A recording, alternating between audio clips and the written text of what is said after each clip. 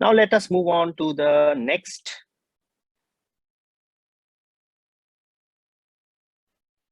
kind of deficit, which is one of the most important, most talked about.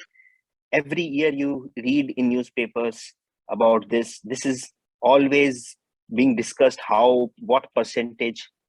Okay, whenever it is discussed, it is talked about as the percentage of GDP. Okay, it is usually advised that keep below 3% of GDP. Okay, but we all know during pandemic and other activities, we offshot it way beyond this level. So you must be thinking maybe due to the receipt part being low, but we will identify, okay, how it is happening.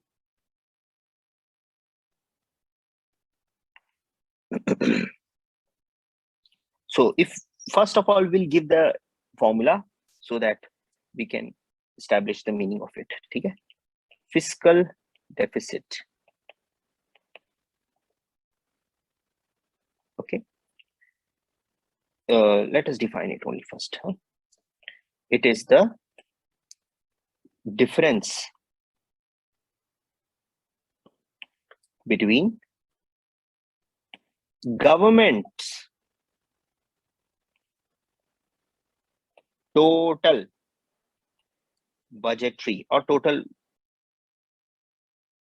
receipts, okay, expenditure, total expenditure, between government total budgetary expenditure and its budgetary means that includes both capital and revenue component. Receipts. Until this part, this looks like the usual deficit, budgetary deficit. But if we add this component, let us highlight it in special color, excluding borrowings. Okay, I hope this is making sense. Excluding borrowing is the additional part. Now, if we write the formula, it will be much more clear. Fiscal deficit is equal to total expenditure minus total receipts excluding borrowing. Now you need to identify borrowings are a part of, quickly think through borrowings. Borrowings are first of all a part of receipt, isn't it? Government is borrowing money, that means it is getting a receipt. And when it is borrowing, it is creating a liability for future. Create a liability for future. Okay. So they are, borrowings particularly are capital receipt. Okay. They are capital receipts. So let us expand this formula further. If I write FD is equal to total expenditure, if I have to expand it, it is both revenue expenditure as well as capital expenditure. Okay. So I write revenue expenditure plus capital expenditure.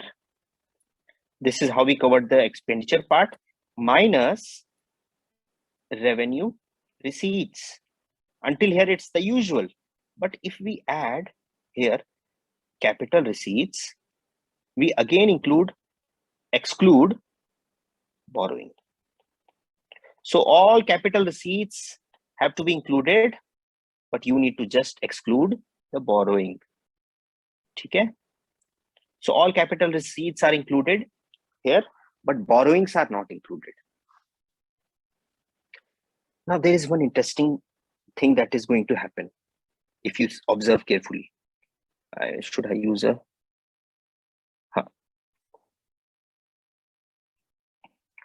see, fiscal deficit I've written. All the other things are usual, so I'll not point out. Now see, there is a negative sign here. There is a negative sign. There is a negative sign which goes inside, and capital receipt. There will be negative sign here as well. There will be negative sign here as well, right? When this particular minus gets inside, this also become negative. And when you exclude, so minus and exclude, both will make borrowing actually positive, right? There is a negative. Let me repeat it again. There is a negative sign. We are excluding receipts. We are excluding receipts as a whole, if you think, right? We are excluding the receipt component from the expenditure component to find the deficit, but we are negating the borrowings part. That actually means, when I write, this means fiscal deficit is being used to net out, okay, or exclude out. Okay, we are trying to take this out. Chan le rahe, we are just filtering it out the calculation of borrowing as a part of budgetary receipts. So this means fiscal deficit indicates the total borrowings requirement of government.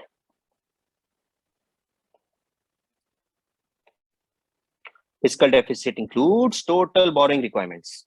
Let us look into this again. We have expenditure part reflected. We have receipts part reflected. Okay.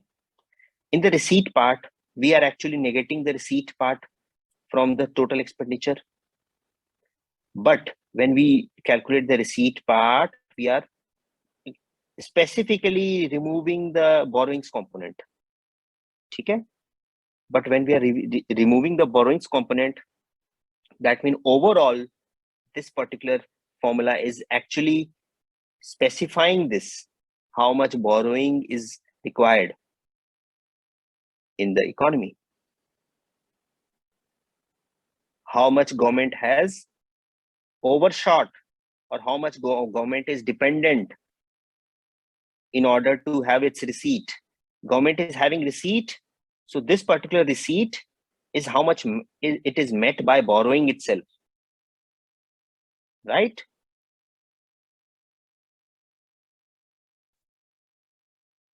Just to give you an example, once more, capital receipt can be from, it can be either from recovery of loan, right?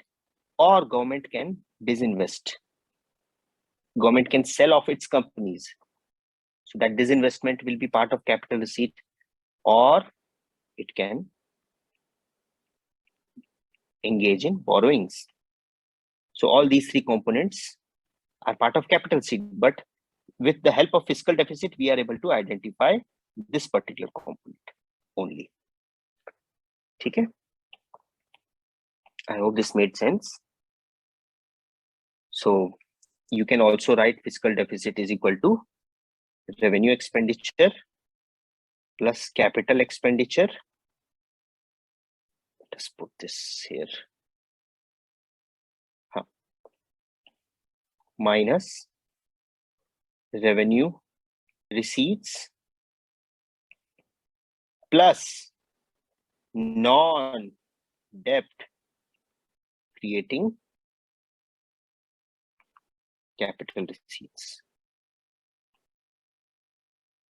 So all these formulas will help you. You may as well, whenever you are getting the question, you may put fiscal deficit straight away as borrowing only. Okay.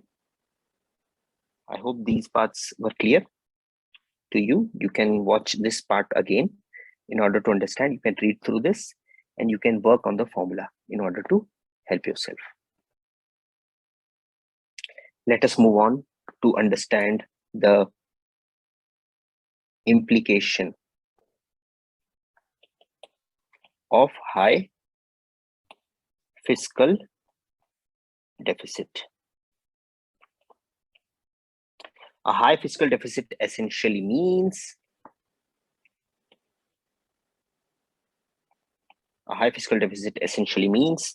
that there is a large borrowing component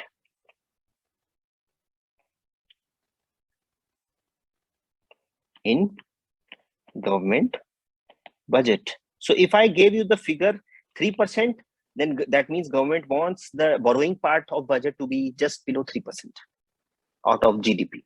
Okay. But if it is exceedingly that, that means a great part of government budget is being financed by borrowing. Okay. Great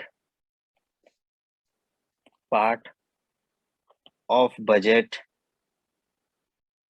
is financed through borrowing.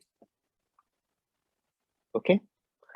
The outcry of the difficulties with this is this can create. Now, if you're borrowing, that means you will have to repay. So large repayment of loans in future. Now, if you're borrowing an amount, so that repayment will be as a part of loan repayment component, and then you will have also need to interest repay. Okay, so I'm just revising this once again for you. The loan repayment will form a part of capital expenditure in future. Okay, instead of building bridges, government is repaying its loans. Very bad. And then interest repayment will be part of revenue expenditure. So both of them are increased due to this. Okay.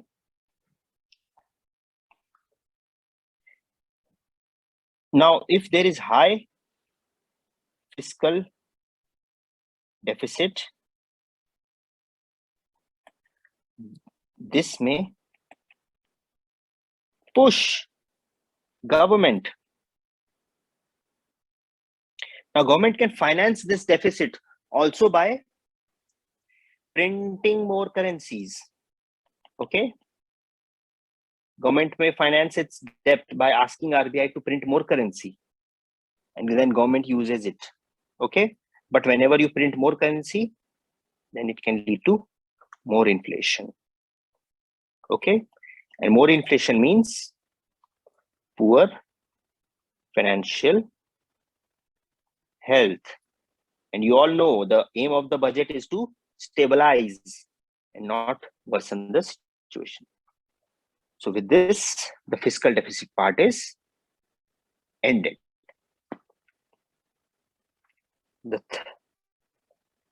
Okay, we are able to explain the fiscal deficit using this.